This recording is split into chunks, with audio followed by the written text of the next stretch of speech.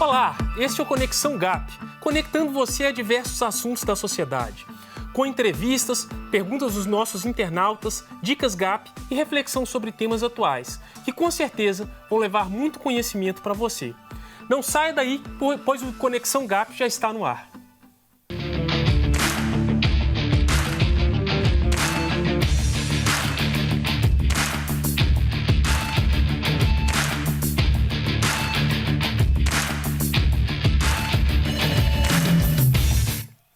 O Conexão GAP tem o objetivo de levar conhecimento sobre todas as esferas da sociedade, principalmente da esfera política, a vocês, nossos telespectadores.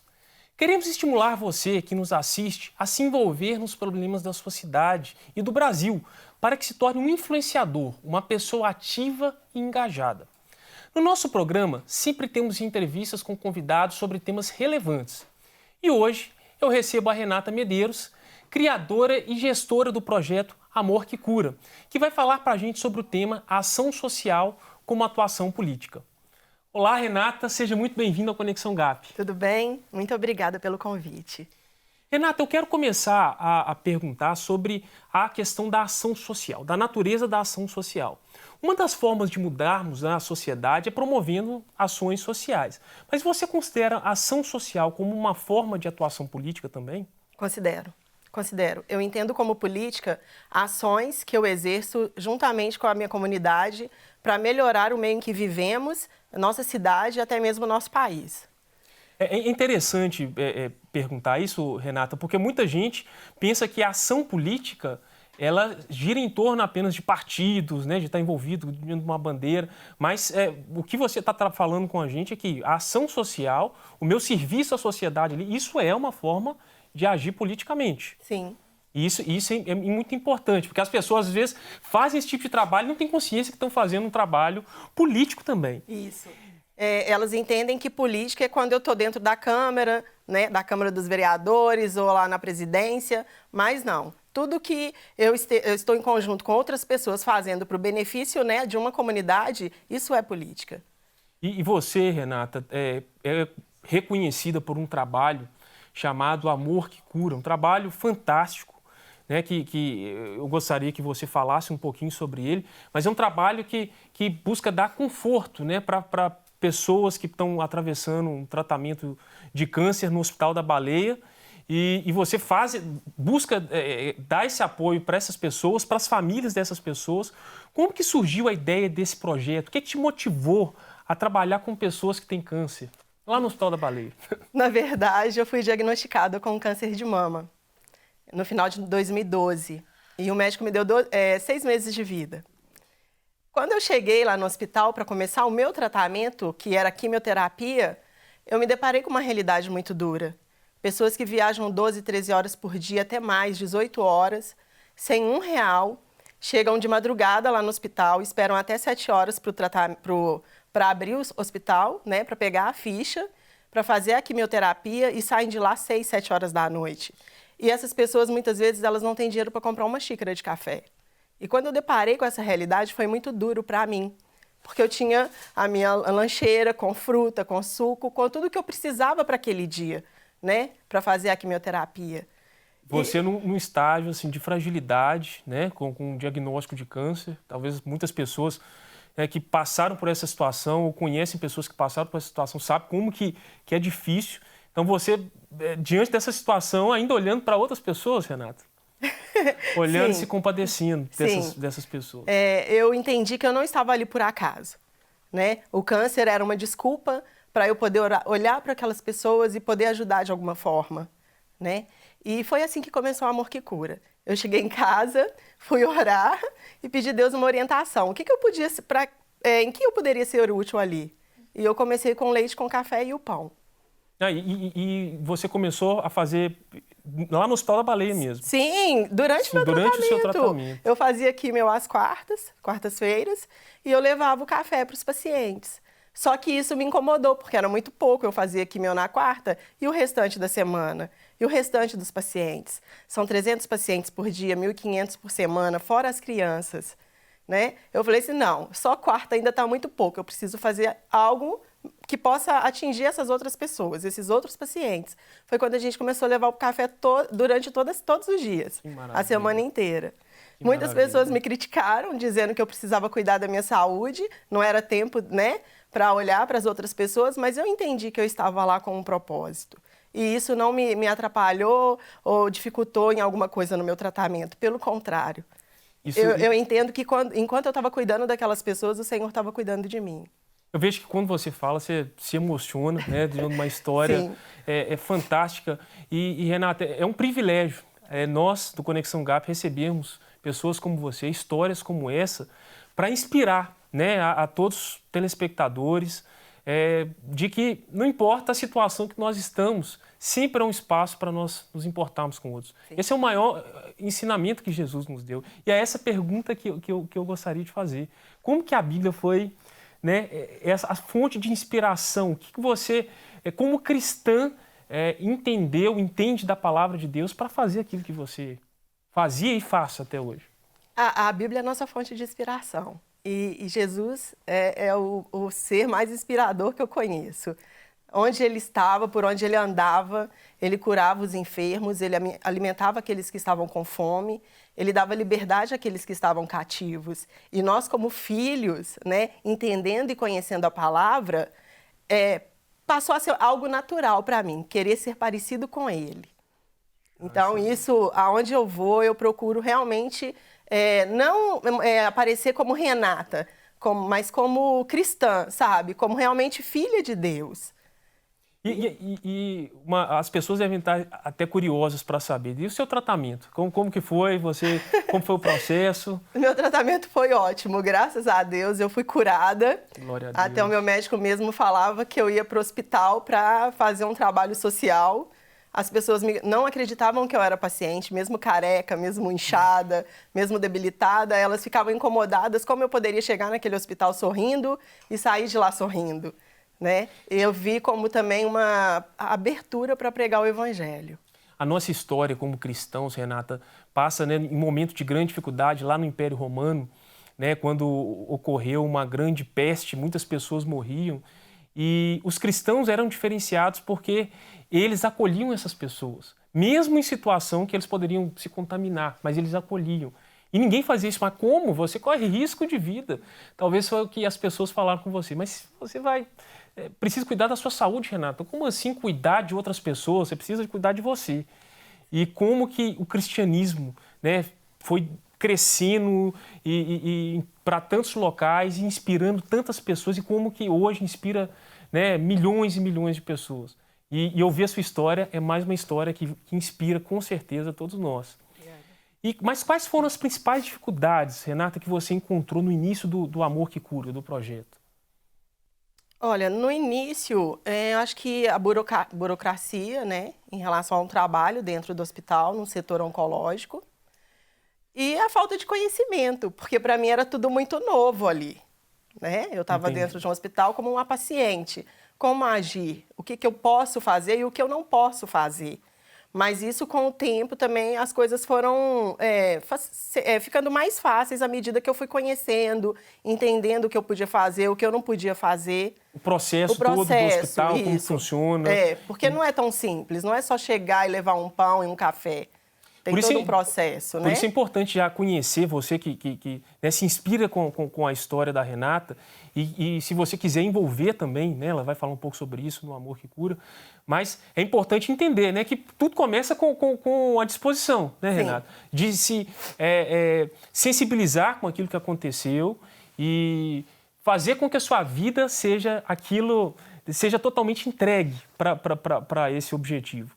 E foi assim que o Neemias fez, né? Neemias, ele viu que os muros de Jerusalém estavam destruídos, ele se compadeceu, chorou, mas depois ele tomou uma ação concreta, planejou, né, uma estratégia para que fosse reconstruídos os muros. Sim. Então, isso é algo muito importante. E quais ações têm sido realizadas, Renata, não só para a pessoa que está com câncer, mas para as famílias? Porque a família é fundamental nesse processo, né? Eu queria que você falasse um pouquinho sobre isso também. Sim, a gente apoia muito o paciente, mas procura também ter contato com os familiares, ver o que eles estão precisando, ver se precisam ser encaminhados para psicólogos, se precisam de ajuda na área jurídica também, sabe? E estando presente. O meu trabalho não limita só ao hospital. Eu visito várias casas de apoio, casas essas que recebem pacientes oncológicos para fazer o tratamento, e visito também a casa dos pacientes. Existe um contato com a família, sabe? Porque muitas vezes o paciente, ele até está bem, mas fica muito preocupado com a esposa, com os filhos, e aí a gente procura abraçar todos. Então é um trabalho bem amplo, né? Ele é um trabalho que vai integrar, né, todas as partes ali do processo, que é um processo muito doloroso. Mas eu queria que você falasse, agora não só dentro do amor que cura, mas quais conselhos você daria para o cidadão que deseja trabalhar com transformação social? O que você falaria para essa pessoa? Falar, eu quero fazer algo diferente, mas sempre eu quero, mas nunca faço. O que você poderia aconselhar? Eu acho que a primeira coisa é estar disponível. Né? Independente do conhecimento, independente de já ter prática ou não, se você está disponível, eu acho que fica bem mais fácil. Né? Eu não conhecia nada de um hospital, mas com o tempo eu fui buscando, fui aprendendo, fui estudando, fui convivendo, e hoje as pessoas acham que eu trabalho mesmo, sabe, dentro do Hospital da Baleia, porque todo mundo me conhece lá. Já até confundir como uma funcionária. Como uma funcionária, né? Mas eu acho que tem que ter essa disponibilidade, porque nada é muito fácil. Não é tão simples você chegar para ajudar um paciente. Tem pessoas que estão abertas e tem pessoas que não. Mas você não pode deixar de lado essa pessoa, né? Você tem que saber como vai lidar com ela até se aproximar. Então, esteja disponível para aquilo que o Senhor tem para fazer na sua vida. E você poderia destacar para a gente, né, uma ação bem-sucedida desse projeto? Alguma história que você fala assim, essa história mexeu comigo, que você pudesse contar para o telespectador sentir um gostinho desse trabalho? Nossa, são muitas histórias, mas eu acho que a história que mais mexeu comigo nesses 6 anos foi a do Cauã. Uma criança de 4 anos que tinha um tumor na cabeça e a mãe dele me procurou desesperada que tinha água em casa. Ele ia fazer 5 horas de quimioterapia e ia voltar para casa e tomar água. Quando ela me disse isso, eu fiquei muito triste, muito abatida com essa situação. E ela falou que ela só tinha chegado naquele dia para fazer a quimioterapia porque os motoristas do ônibus deixaram ela descer pela porta da frente. E eu peguei e falei com ela que naquele dia eu assumiria o compromisso de cuidar dela e do Cauã. E foi muito especial, porque a gente cuidou dele até o último dia, sabe? Tudo, era alimentação, era roupa, era remédio, suplemento, mas era também estar presente, sabe? Cuidar, dar a mão, ir para o hospital junto, levar para casa, brincar juntos, sabe? Sentir a dor dele também. E o último desejo do Cauã foi uma festinha de aniversário que ele não teve, com o tema dos carros. E a gente fez essa festinha e foi uma festinha linda. E no sábado, quando foi no domingo, o Cauã internou e 21 dias depois ele morreu. Só que eu senti uma paz no meu coração de saber que o tempo que ele esteve com o projeto, no projeto, a gente pôde ajudar da melhor maneira possível. Ele me chamava de vó e a mãe dele me chamava de mãe, porque nesse momento a família dela abandonou. Então ela me viu como uma mãe. E até hoje, já fazem 3 anos que o Cauã morreu, e até hoje ela me chama de mãe. Então eu acho que é isso, sabe? Tem que ser verdadeiro, tem que ser o verdadeiro amor, o genuíno, aquele que realmente Jesus prega, ensina, sabe? De ir até o fim.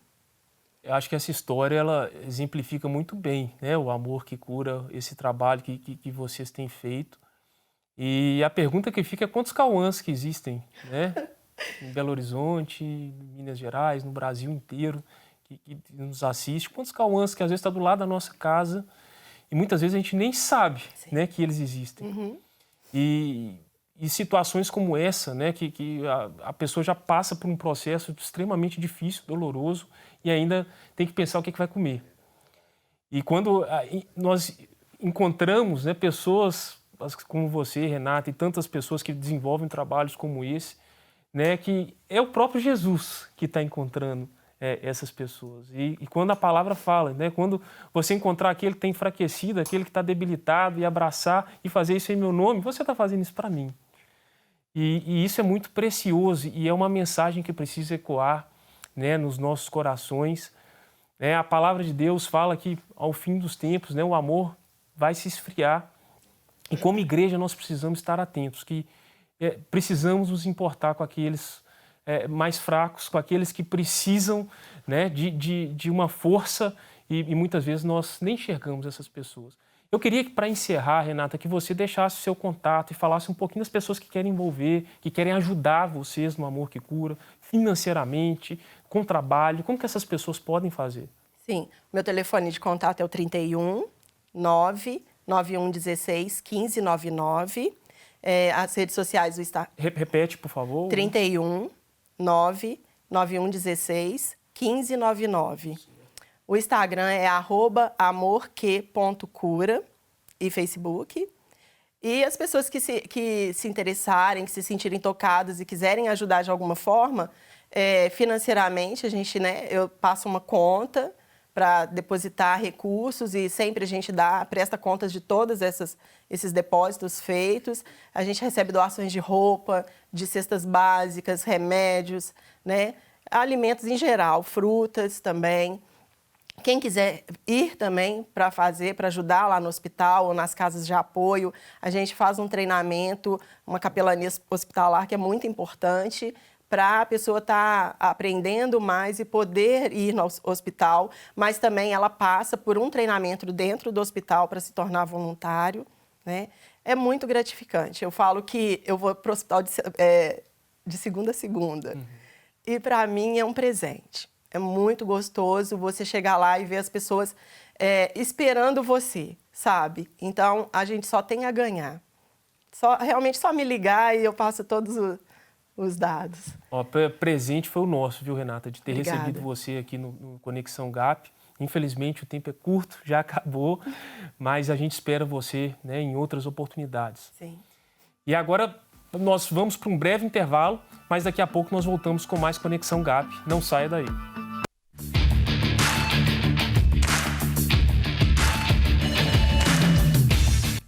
Estamos de volta com Conexão GAP, programa que tem o objetivo de levar conhecimento sobre todas as esferas da sociedade, principalmente da esfera política, a vocês, nossos telespectadores. E quem está aqui mais uma vez com a gente é a integrante do GAP, Dayana Fagundes, que vai responder a pergunta do nosso quadro GAP Responde.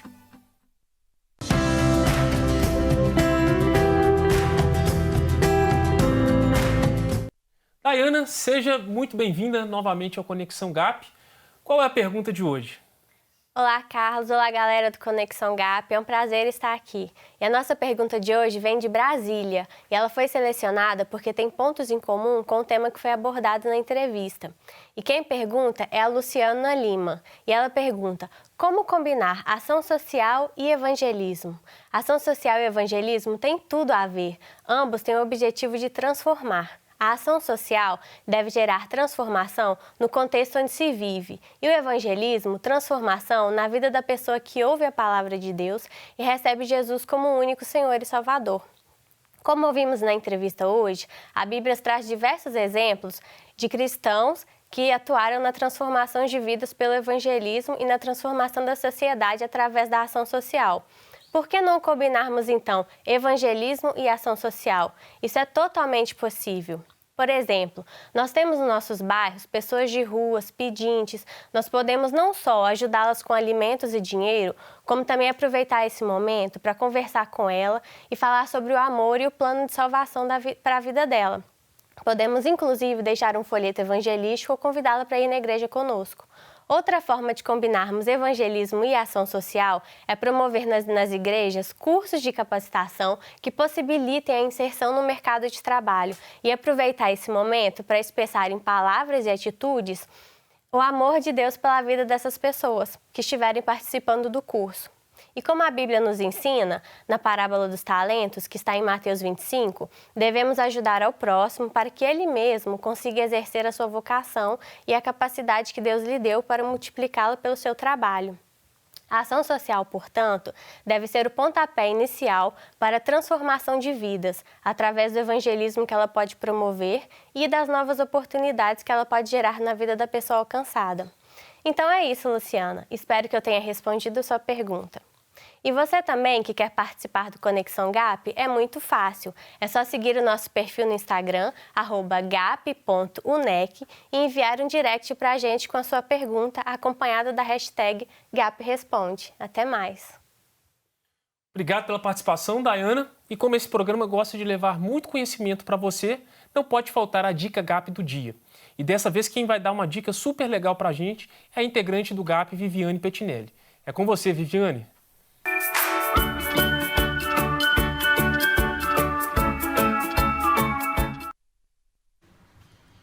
Bem-vindos ao Dica GAP dessa semana, um espaço que traz para você diversas dicas de filmes, livros, palestras, cursos, dentre tantas outras que certamente edificarão a sua caminhada cristã e cidadã.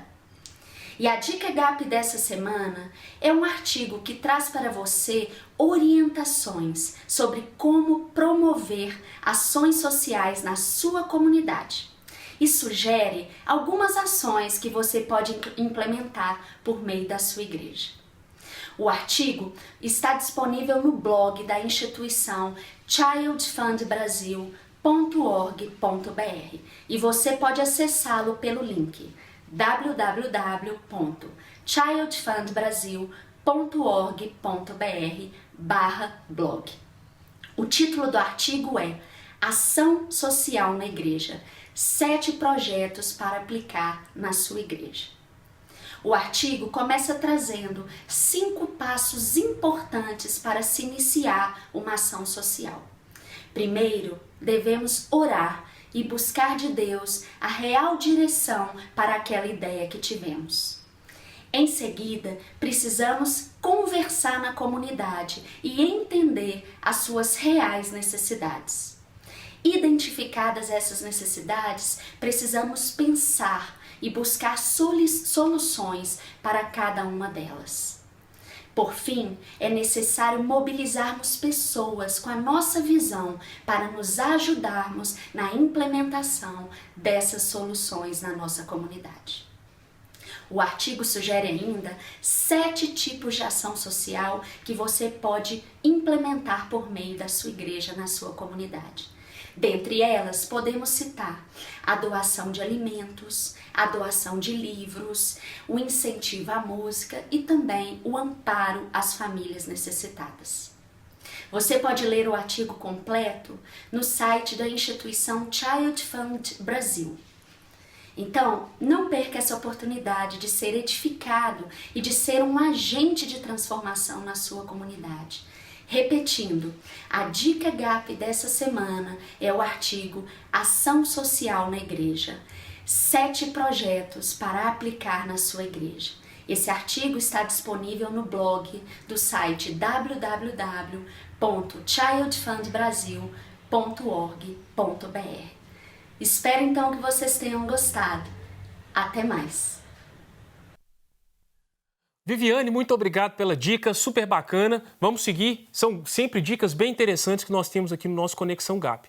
E agora eu quero fazer uma breve reflexão bíblica que está lá no texto de Jeremias 18, versículo de 1 a 6, que diz assim: Levanta-te e desce à casa do oleiro, e lá te farei ouvir as minhas palavras. E desci à casa do oleiro, e eis que ele estava fazendo a sua obra sobre as rodas, como o vaso que ele fazia de barro. Quebrou-se na mão do oleiro, tornou a fazer dele outro vaso, conforme o que pareceu bem aos olhos do oleiro a fazer.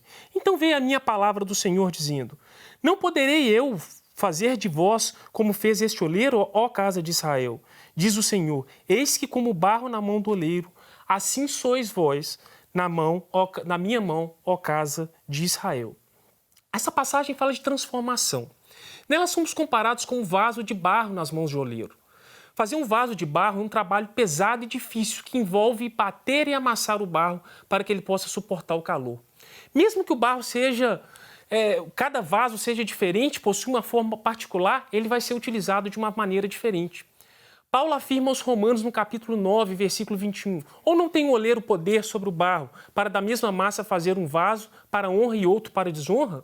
Deus tem um propósito específico para cada um de nós, que somos vasos em suas mãos. E esse propósito envolve nossa atuação na sociedade. Todos temos um papel, uma responsabilidade social. Para exercê-lo, nós precisamos lembrar que, como barro, somos frágeis e dependentes do oleiro. Assim devemos ser nós, né? Sabendo que Deus nos molda com o mesmo material, mas com objetivos diferentes. Cada um de nós tem um propósito, uma missão diferente para cumprir. Que você possa refletir nessa mensagem e eu quero abençoar você em nome de Jesus e nos encontramos no próximo Conexão GAP. Até mais.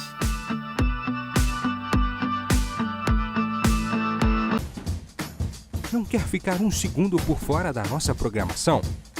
Agora você pode nos acompanhar através das plataformas digitais. Não perca tempo. Acesse, curta e siga-nos. Fique por dentro de tudo o que acontece por aqui. Rede Super, inspirando você.